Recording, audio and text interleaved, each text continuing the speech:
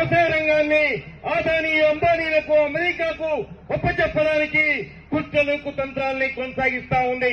అందులో భాగంగానే ఉపాధి హామీ చట్టాన్ని ఈ రోజు పేరు మాత్రమే కాదు మోచేతికి బెల్లం పెట్టి తినమన్నట్లుగా ఉంది.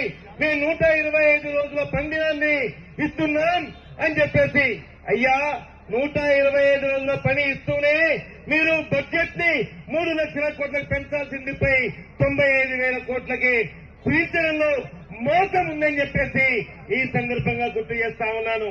అంతేకాదు ఈ రోజు ఏదైతే అమెరికాతో ఏదైతే వాణిజ్య ఒప్పందం ఉందో ఈ వాణిజ్య ఒప్పందం వల్ల పత్తి రైతులు, పప్పు దినుసులు పండించే రైతులు, పాడి రైతులు కోట్లాది మంది దివాలా తీస్తారు. అంతేకాదు ఈ రోజు రేపు వ్యవసాయం ఇప్పటికే మోడీ సర్కారు అధికారంలోకి వచ్చిన తర్వాత 4 లక్షల మంది రైతాంగం ఆత్మహత్యలు చేసుకునే ఘటన మీరు చూస్తా ఉన్నారు. ఈ ఆత్మహత్యల్ని ఆపకుండా ఈ ఆత్మహత్యల్ని ప్రోత్సహిస్తూ మోడీ సర్కార్ ఈరోజు ఆదానీ అంబానీకి ఈరోజు భజన చేస్తా ఉంది.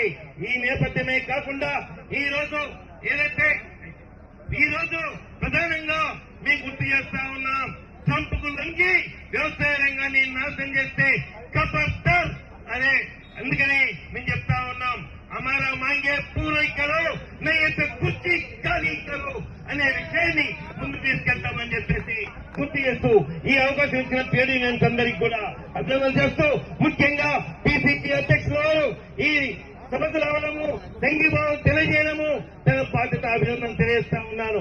కానీ తన బాధ్యత ఇంకొకటి ఉంది.